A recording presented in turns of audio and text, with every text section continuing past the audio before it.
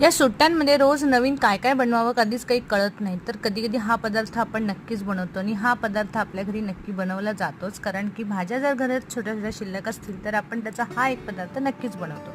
तर हा काय आहे तुम्हाला कळलेलंच आहे. तर इथे मी तेल घेतलेलं होतं, राई जिऱ्याची फोडणी टाकली, त्यानंतर कांदा, शिमला मिरची, गाजर, त्यानंतर थोडेसे छोले होते घरामध्ये ते टाकले, सोयाबीन होते सोक केलेले ते सुद्धा टाकले. छान सगळं तेलावर परतून घेतलं, थोडं शिजवून घेतलं. त्यानंतर टोमॅटो टाकलेला आहे. त्यानंतर आपल्या घरामध्ये जे काही थोडेफार मसाले असतील, पावभाजी मसाला, गरम मसाला, सांबार मसाला, हे सगळे मसाले जर थोड्या प्रमाणात असेल ना तर टाकून बघा. आणि थोडंसं यामध्ये अर्ध्या वाटी दही टाकायचं आहे, त्याने अजून चव चांगली येते. आणि हे सगळे मसाले मस्त मिक्स करून याची एक छान भाजी तयार होते. त्यानंतर थोडंसं पनीर होतं तेही ॲड केलं आणि मग येतो तो मेन इन्ग्रेडियंट्स, तो म्हणजे मस्त असा राईस जो छान फुललेला होता.